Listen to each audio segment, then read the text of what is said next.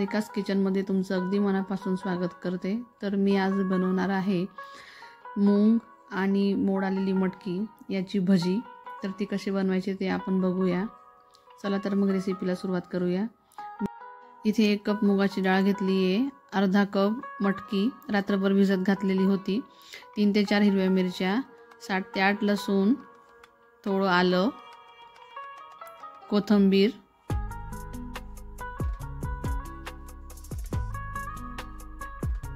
अर्धा चमचा जिरं।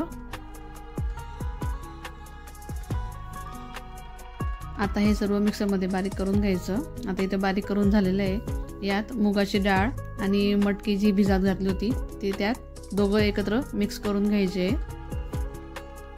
एकत्रच बारीक करायचे त्यांना।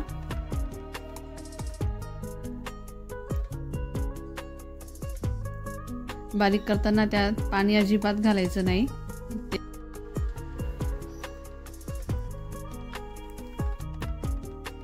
त्यात चवीनुसार मीठ टाकून घ्या।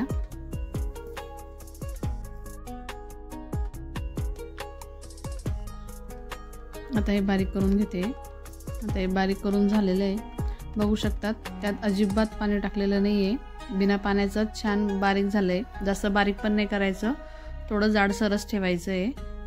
तर मी एका बाउलमध्ये ते आता काढून घेते। यात मी आता टाकणार आहे थोडा सोडा,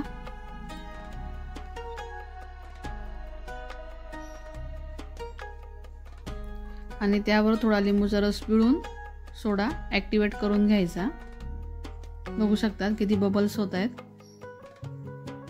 आता हे सर्व व्यवस्थित मिक्स करून घ्या।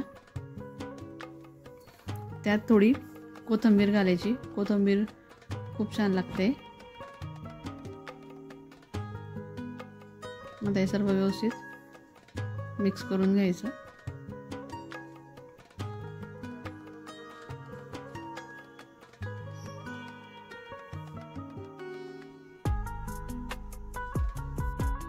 आता हे सर्व व्यवस्थित मिक्स करून झालेलं आहे। आता याची भजी काढून घेऊ। मी कढईत तेल गरम करून ठेवलेलं आहे, तर त्यात मी आता भजी काढून घेते। तुम्हाला हव्या त्या पद्धतीने तुम्ही भज्या काढून घ्यायच्या, किंवा तुम्ही त्याचे वडे पण बनवू शकता।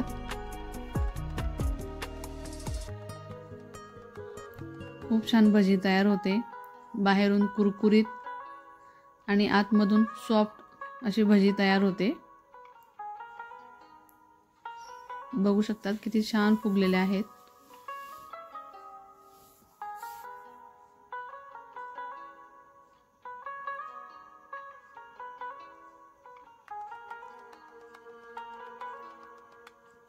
आता अगदी व्यवस्थित तळून घ्यायच्या।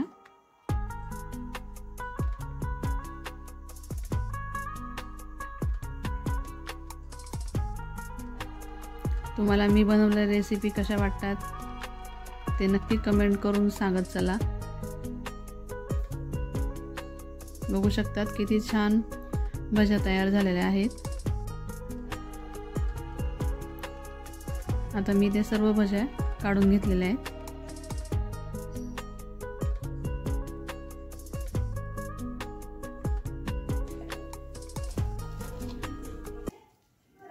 हे बघा किती छान कुरकुरीत, बाहेरून क्रिस्पी आणि आतून सॉफ्ट अशी तयार झालेली आहे। तुम्हाला ही रेसिपी कशी वाटली ते नक्की कमेंट करून सांगा। व्हिडिओला लाईक करा, शेअर करा। चॅनलला सबस्क्राईब केलं नसेल तर प्लीज चॅनलला सबस्क्राईब करा। धन्यवाद।